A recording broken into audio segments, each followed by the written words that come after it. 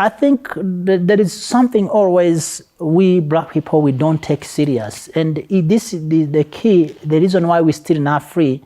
We don't evaluate wealth, richness, the money, the gold, the diamonds. We do not, it's not our focus. We want to be free, but we don't really take that area very serious. Because remember, slavery, it was based on the wealth. Yes. Colonization, trust me on this, white people never want to come to Africa to live here. It was not the interest. They did not want to live in Africa. If they built the road, it was so they can take diamonds or tree or silver or ivory or something. If they built any house, anything they did, it was because they want to take our wealth to themselves. So the Haitian constitution completely clear established the first constitution, the Jean-Jacques Dessalines constitution, established the wealth of Haiti, who's gonna keep it, who's gonna own it, which we do not in our constitution.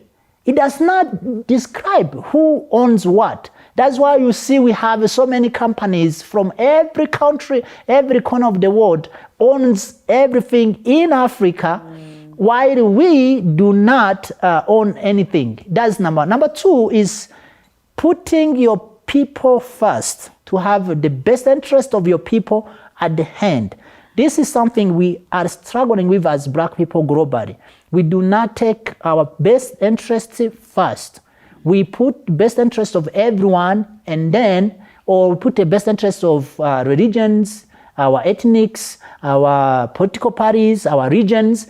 We don't put our best interest on hand first. So in that constitution, it says that every black person in the country is free. That was number one. Number two, no white man can come to the land as a master, called master. That means, oh, you own slaves. So we don't do that. We don't say that. We don't say, hey, everyone have to be free. We don't do that. So I think that's the things we should learn from the Haitian Revolution, but also from Haiti in general. What is the primary goal of integration in a system? By the way, I am writing a book. My book is called Radicalized Pan-African, and there is a chapter is designated to that topic, integration.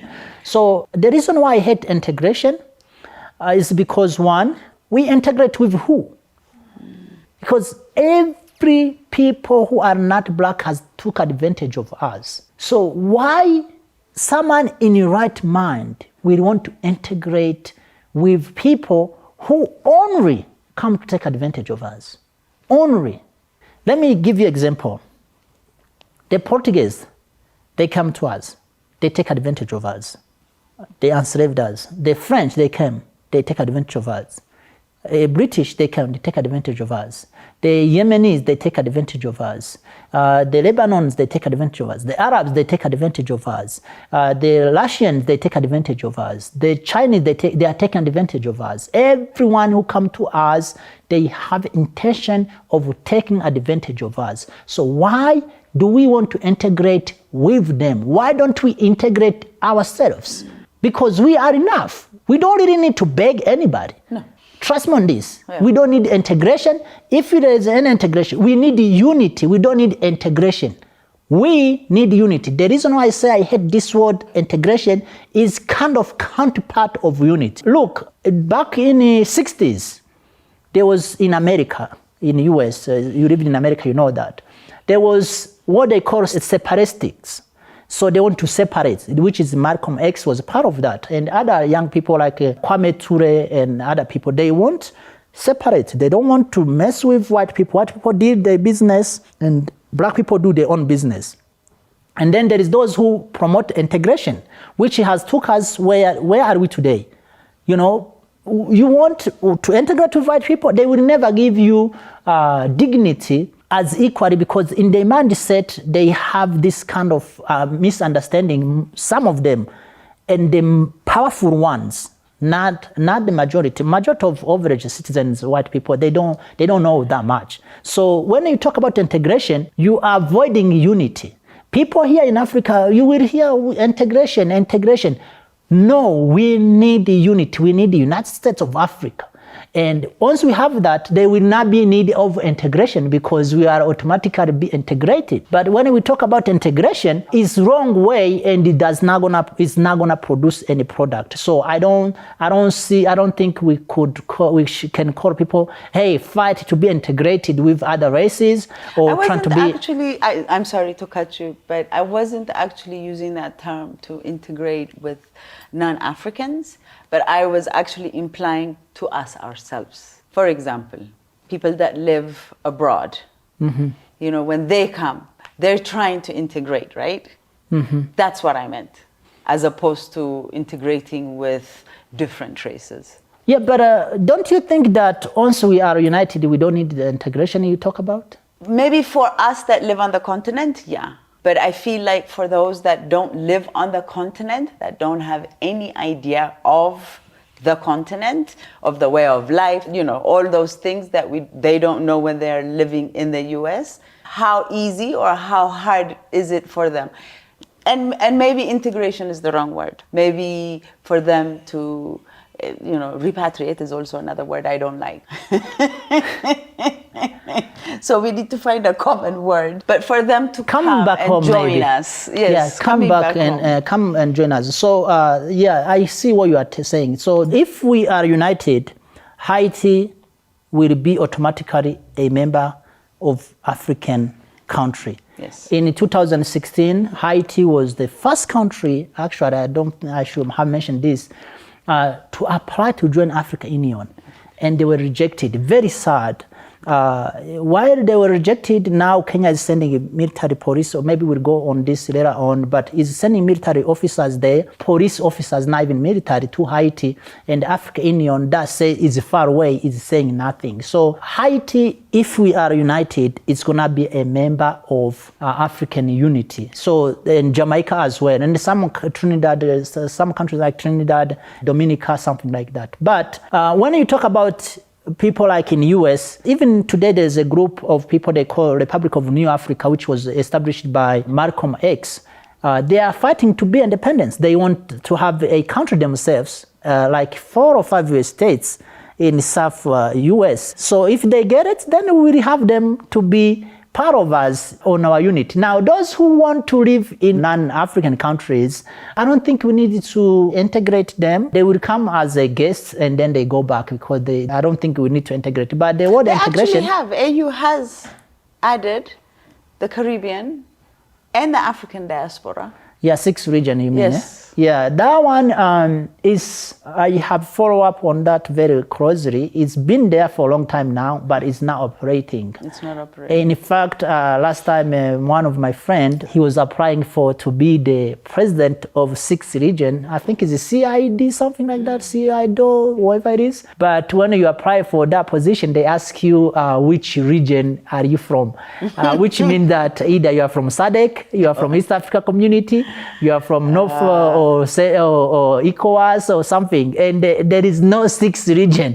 So in order to get that position, you have to come from one of the other regions. Yeah, so it's not a catch. It's not there. It's not working there. But and I don't think it would be even a good idea. I think they should accept it, Haiti by itself, since they have desire to join. So what are some common stereotypes that demean African cultures? The first stereotype I saw to be ridiculous. A lot of people think that African people will wrote nothing, but trust me on this. So many languages in Africa, even today, still using their own alphabet. But there is so many other ones except the Ethiopian, this Geza alphabet or manuscript. So there is so many like Bambara in Mali, there is in West Africa, there is I think it's Liberia or Sierra Leone, there is some languages there in Cameroon, Baminike. So there is even Chewa in the south part of Africa, Malawi, they have alphabet. So we wrote things before. So that is number. Number 2 is the idea that Africa is like we didn't build anything. You know, it's just like stones, maybe, or no, trees, the woods just on top of each other. That one also is another because that is identity, stereotype. but it's also a culture as well. So you will hear people like ask you like, hey, do you have a house? And, Do you live on trees? yeah, things like that. I know. But that's because of their own ignorance. Yeah, I think what is other stereotype that I met with a lot of people is like, if you tell someone, hey, I'm from Africa, that's why I identify myself, they tell you, do you speak French? like being an African and speaking French is automatically it's like maybe let's say if someone say I'm from Addis Ababa, I'm born in Addis Ababa, and then someone say, do you speak Amharic? That would be fair because obviously there is no way you would be born in Addis Ababa, don't speak Amharic. That would not happen. I don't think anyone can do that. It's not possible. But being from Africa, you don't have to speak French. In fact, less people speak French in Africa than Swahili and English. That's interesting. How do these stereotypes impact perceptions of African identity? Wow, what is our identity actually, first of all? See, a question comes out of a question. Yes, because obviously the biggest problem we have as African, that's why I have to go over the history before, it's our identity. Who are we?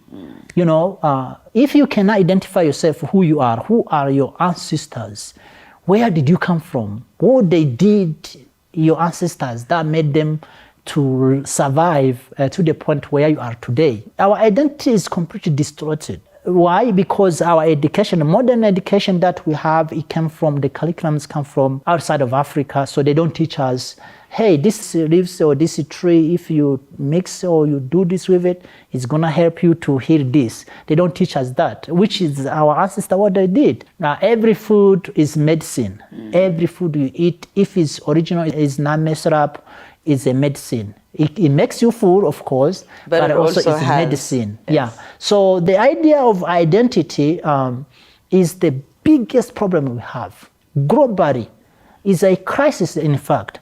People here, we identify ourselves. Some people, I don't know if you ever hear, people say we're not African. People will say, I'm not black. People will say, so many things they say, We've heard a lot of them. Yeah, so because it's identity. So now, you're asking me how this impact our identity. Because of education, we don't know who we are. We completely have a very bad education, we think. We have degrees, we can speak fluently English and French and Spanish and Portuguese and all of that. Now Chinese, but we don't know who we are. So that makes our identity completely trying to be someone who we are not. And that's the biggest impact, because if you're trying to, let's say I am here and I try to identify myself as an Ethiopian. I don't know the culture of Ethiopia. I don't speak the languages. I don't know the background. I don't really know how to treat people in the Ethiopian way. I don't know. So that will be the disaster that I'm going to have to fight the rest of my life trying to catch up. So that is the biggest impact that we have. We're trying to be who we are not. We're trying to be Europeans, we're trying to be Chinese, we always trying to do something, we're trying to dress like them, we're trying to talk like them, we're trying to behave like them, to drink, even in Brunei, we're trying to drink like Americans, I don't know if you ever, but this is, I don't think it's off with the topic, but I don't know if you ever watch the movies here in Ethiopia, and everywhere in Africa, you watch the movies. Someone always come from America, come to Africa, and is the one who have money, who has this. All the movies, more than 50-60% Tanzanian movies, Kenyan movies, Nigerian movies, Ethiopian movies. Always someone come from America. That's a complex. It's identity crisis. So all of us have that, basically. We do, because it's subconscious. It starts when we are growing up. We go to school, we study this, and then we, let me give you, for instance, example. If you will go anywhere here in Ethiopia or any place in Africa, you go in Senegal or Gambia or Cameroon and you say, hey, I have a visa to go to Canada. Anyone wanna come? You will see the big line. I'm telling you. But if you say, hey, I have a visa to go to Uganda or to go to Zambia or to go to Chad, you will find nobody coming. Or to go to Ethiopia, no one is going to come. That's a very good point you brought up. How are we promoting Africa to Africans? Are we even promoting Africa to Africans?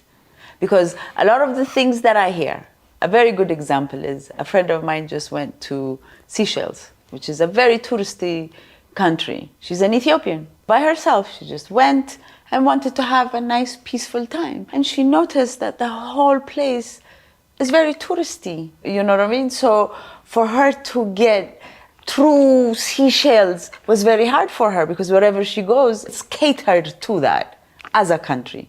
So they're basically selling Seychelles as a tourist destination. So for example, if, let's say, from Uganda, if people promote Uganda to the rest of the African countries, we don't do that. From the beginning, promoting. Second of all, flights. How often do we get flights that are less than $500 to go to, you know what I mean? It's cheaper for a lot of us to go to Europe than it is to go to Africa. So we have to start making each other want each other. You know what I mean? I have to want to go to Mali. And the way we're going to do it is by Mali being able to advertise Mali to me in however shape or form. Don't you think? Well, that's as a fact you say, to travel in Africa is by airplane is almost impossible. Almost. One, for instance, my mom, she don't know how to write. And she don't know how to read. How can she come to Ethiopia or another place if she need a passport? So how is she gonna get a passport? That's Exactly. number two, the visa cost.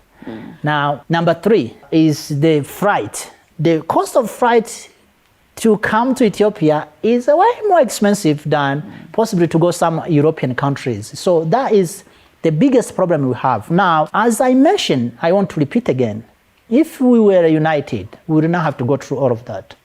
Because these issues is because we are not united. And we will want to do that to promote our culture into ourselves. I think no one will deny that, but we cannot, because in order to know the culture, in order to know someone, you need to go there sometimes. Exactly. And taste the food. For instance, in Ghana, the common food is jaro rice. You know, you have to eat that food. You have to know how they deal with the elders, how they talk to elders, how they sit, how they welcome the elders. If, for instance, in Uganda, if you go in Baganda, if a woman bring food, they bring the food on knees. You know, that's the culture. I was shocked when I saw that, you know. Wow. They bring food on knees. Wow. Even greeting someone, they go on knees, completely knees. So if they wash your hand, they are on knees. That's the culture, you know. So those things, you don't see them No. another place. So now, the other thing is you talk about tourism, which almost every African country is hustling, trying to get tourists in the country, every country in Africa, because they are targeting what? The dollars. You remember I say about wealth evaluation? As long as our currency is devaluated like this, we will always want non-African to come to our country so that we can get the good currency. When you talk about that, our currency, Piero Lumumba called that Mickey Mouse. So it's currency in our country. And we cannot fight to bring up our currency higher if we are not united, because it's not going to make any sense. It's going to be devaluated until when it become like Zimbabwean money. They had money that was, you want to buy bread, you have to take like this much. And after that, they come up with what they call zinc.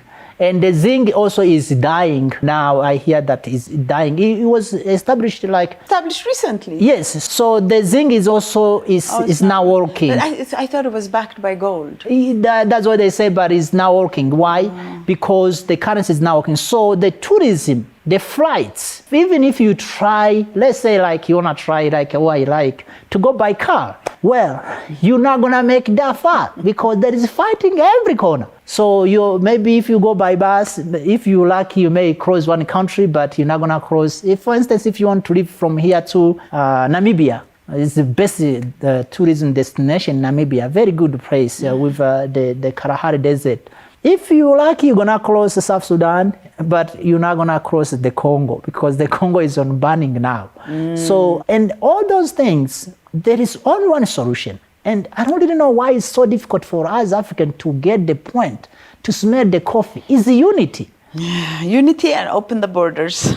You can open the borders unless we are united. Do you know why? Exactly. They're all tied up together. Yeah, because... But that also ties up into the fair trade. Absolutely. It's all tied up. Yes, so if you... Let's talk like which country... Eswatini is inside South Africa. If they open borders, who is going to come inside if South Africa is not open borders? Exactly. It defeats the purpose. You cannot. It's not going to work. Yeah. So at the end of the day, the countries are hustling, as I said, to get the foreign currency. And when you talk about open the borders, countries are selling the visas. So if you open the borders, they're going to lose the business of visa. That's what they fear for. So that's why they will not open the borders. But if we were united, there will not be any need of visa or need of passport or need of all those line of questions you have to go through. You have to answer. Yes. That's very true.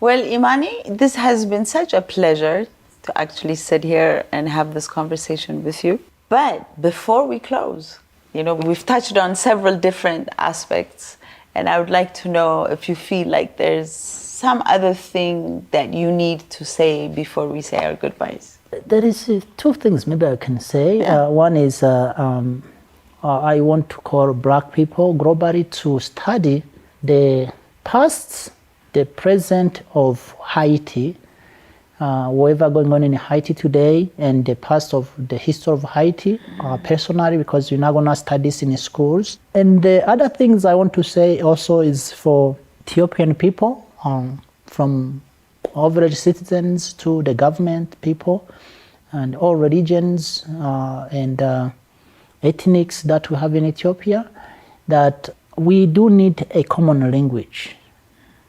And if Addis Ababa, as is claimed to be the capital city of Africa, we need Kiswahili language here.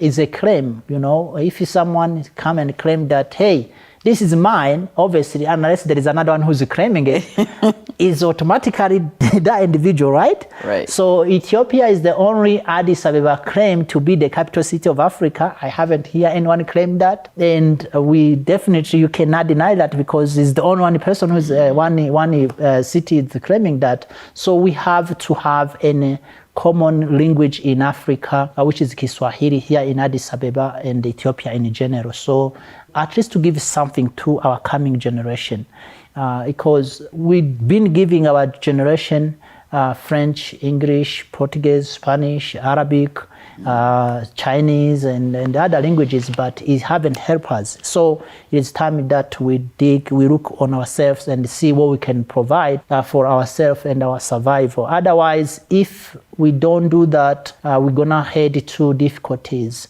And also, as I mentioned, on, Africa have to unite now. We don't have to wait 10 years, 20 years. But if we don't, in case we decided that we are smart and we don't need unity, trust me on this, we're gonna go more darker, in very more trouble. We don't want to think about that. We're hopeful.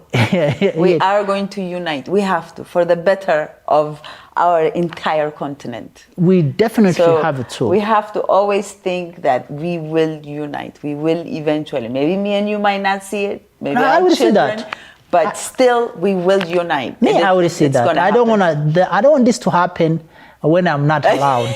I know. I would love to see it. I want to eat the fruits. Absolutely. I do. But one thing that you have to mention, because you are a teacher, is where any of our audiences, if they want to learn Kiswahili, where you're teaching, the times, the dates, and then we can leave your number. We are Ethiopian Swahili Community, which is a non-profit organization. We teach Kiswahili language, explain why do we need a language, and we advocate Kiswahili language. Now, so if anyone want to learn Kiswahili, we don't teach Kiswahili as a language school. We teach Kiswahili as African culture under that aspect. So we are not a language school. We don't teach any other language except African languages. If anyone want to learn other languages, we do teach them as well. Oh, brilliant. So we are in Magananya. That's where we teach Kiswahili around the diaspora. If anyone want to learn, we teach in different working days,